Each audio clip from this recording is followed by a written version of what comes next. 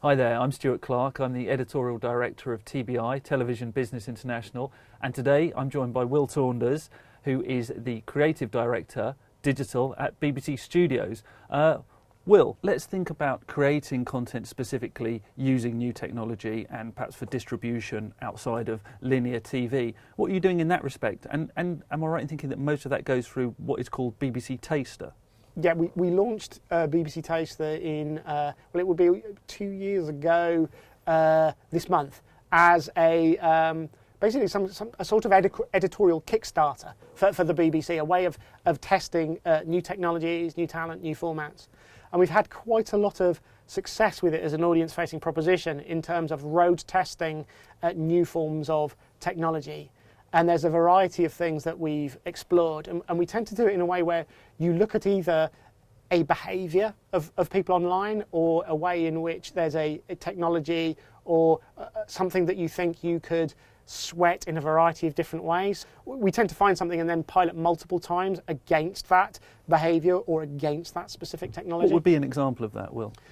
2 years ago, there was an enormous amount of focus around the idea of interactive video software. So software where an audience could interact with video and via touch, sound, click, swipe could affect a story. So we were making quite a lot of interactive video stories using software like Touchcast or Interlude, and got to grips quite quickly with the way in which we could move stories into a different space. Similarly, last year we were playing quite a lot in the area of 360 and VR, and we've also licensed nascent startup technology like a user capture application like Scenit, which is based from a company in Holborn, which has given audiences a way of working with us in a lot of TV output. There was so much talk last year about 360 and VR, fully immersive VR, and of course they're not one and the same. What have your key kind of learnings been thus far? Because I know you guys have been doing quite a lot in that respect. I think it's, on the one hand, you touched on it, it's quite frustrating when in the press and a lot of online activities talked about as 360 as VR, and you're saying 360, VR commission for the NFL. Well, it's not. It's actually a 360 events coverage. So one of the key things I think is to work out, on the one hand, what are your terms? Do you mean 360 or do you mean fully immersive experiences? Do you think it's incumbent upon people in the field to label things better in that, or perhaps if you're making 360, it might serve it better for it to be referred to as VR? Or do people making content need to say, no, this is a 360 experience, this is fully immersive VR? I would imagine it would make everyone's life easier if we were a bit more specific about the types of content we were creating. So I think in a world of 360 video production, that has matured, partly because of the rapid fall in the cost of realising it, and also because big platforms like YouTube and Facebook now incentivise the production of it. And very clearly the game there is to move the future of story onto mobile as quick as possible, and therefore to kind of own a form of video storytelling. And we've seen from early work we've done with organisations like the Royal Opera House through to a partnership we did with the IOC for Rio 2016. So we did the first kind of Olympics coverage in 360 through to, at the turn of the year, we did the New Year's Eve London fireworks as a live 360. And throughout that curve, as a live event, we had hoped we would be able to do that with Facebook. But at the time, they told us in London that they weren't able to have the technology ready in time. Okay. So it was one of those things where we looked at all the different options. And again, I come back to the fact that it's essentially simply enabling your production capability. There's nothing new, in my opinion, that's really emerged as a 100% unique type of format from that world of 360. What it's allowed so far is an augmented approach to event coverage. And what we found from events like New Year's Eve is that, and this is the kind of, I would argue, a key thing in understanding why broadcasters need to be in this space. If you have a big hit on BBC One or BBC Two, you tend to have a big hit with audiences over the age of 55. So we have a big event or a big show like Casualty or like New Year's Eve on BBC One, and it will skew big but old. And what we found with the work we've done with New Year's Eve on 360, Facebook and YouTube, 61% of the audience that have reached it have been under the age of 34. So what you're seeing is, as TV I'd argue it's not necessarily declining, it's just getting a lot older. So you've got big audiences, but they're old audiences. And then following on from that thought, Will, is it a lazy assumption to make to say that typically it would be a millennial, younger demographic that wants to consume 360 video, wants to experiment with VR, might be, doing stuff with AI, kind of testing and playing with new things. Is that the case? I would say partly that's because if you look at where that content sits right now, quite often a lot of it will sit in social platforms, which by and large do attract a younger audience.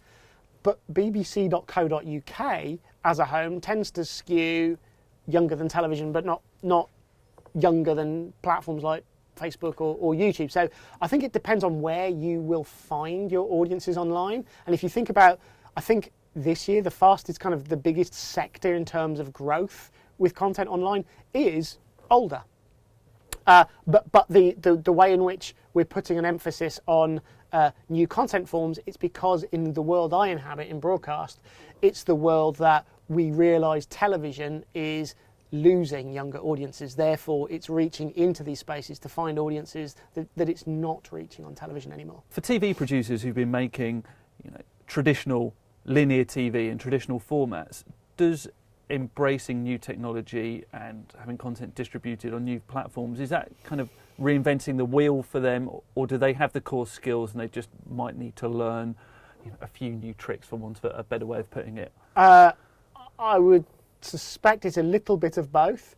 I've not found any genuinely creative storyteller in television who hasn't either been able to adapt to this new world if they really want to, but it's the willingness and the desire to want to do it. It really is. If you're a very good television storyteller, it's very likely you can make the jump into a different world. And it's important to understand that it is a different world. It's important to understand the differences in story arc, in attention span, in the need to get to things quickly. If you're prepared to do that, it's not difficult to learn, and that's the point. You do have to learn it. But with VR, for example, is it now? Do we now understand how things should be framed, how things should be shot, what narrative even means in that respect? I would VR is. I was thinking before in the way you were asking the question, in a world of new form or short form video production, it is essentially still a linear arc. In a world of VR, it's a very different storytelling experience. Because it could be a first person, you could be a ghost, you can. We've played into this territory enough now for me to think that actually it lends itself most to the world of gaming. And if you're familiar with the world of gaming and gaming content, you're closer to how VR storytelling would apply itself than if you were from a world of factual documentary or storytelling in drama, say. What emerging tech are you really excited about? What do you think is going to dominate the conversation this year, in perhaps the way that VR and 360 did last year? I don't think VR and 360 are going away. I think that market will change and mature, and I think there's a push as quick as possible into turning that into something that works on mobile, and we'll see how quickly that happens. But I think at the moment there's an enormous amount of opportunity in the world of artificial intelligence, and we're seeing quite a lot of interesting stuff happen around chatbots. At the tail end of last year, we saw a really interesting project that Channel 4 did with their TV series Humans, and how they worked with Facebook to create a bot-like experience that was essentially marketing for the TV show. We're looking at, right now, sectors outside broadcast, maximising that opportunity in areas like tourism. And I suspect, in terms of content discovery, we may see a lot more happen in the world of AI and chatbots this year. I think it's obviously a very hot space, but it's very interesting to see how you could work with it in terms of storytelling. In terms of new technology and platforms, discovering content is one of the key challenges, isn't it? And is it incumbent upon the people making the content to think about that, or do they make it and then hand it over to a marketing? Do you see where I'm coming from? Yes, I think it's intrinsic on everybody who makes content to understand now how their content will be discovered. We saw, for example, even when we saw BBC Three move from a linear channel to online, and there were lots of great shows, and there was a sense that some of them just weren't getting discovered, certainly in an initial phase, and that was a challenge that people are having to get to grips with. Yes, discoverability is what is it? If content is king, navigation's next in line to the throne. The idea of discoverability and understanding how you tag your content, the importance of metadata. I'm old enough to remember when you used to make a TV show and put out the billings information for the Radio Times. That was enough, right? And now you need to understand how metadata tags work. And in terms of discoverability, it's something that I think BBC Three have understood, and at the moment, if you look at their performance within iPlayer, I think they're contributing more share to iPlayer than they ever have. How do you even measure success with what you do? Because it could be proof of concept, it could work flawlessly. Is that success, or does it need to have a certain number of eyeballs in old money? I'm curious how you, with BBC Taster particularly, what is the measure of success? In a world like Taster, I think success is something that it'll vary. It can be a mixture of reach and understanding, and if we're fortunate, we can convert an idea into either a product that can be adopted by the rest of co.uk, or we can take a talent and put them on a journey where they get commissioned. I think it's success is also about permission to fail, which again, when we talk about the position the BBC is fortunate enough to be in, it's allowing and celebrating fast failure and playing in areas where, as long as you understand things don't work out and you put relatively small amounts of money in, you're able to go, we're getting out. We took the risk. It didn't pay off. We're out of this now. It's interesting in a sense. You're doing a lot of the R&D for the whole industry and taking some risks that some of the commercial guys might not be able to justify. Yes, I think again I come back. That's a role that the BBC should be willing to play, and it should be willing to play it not just for the BBC.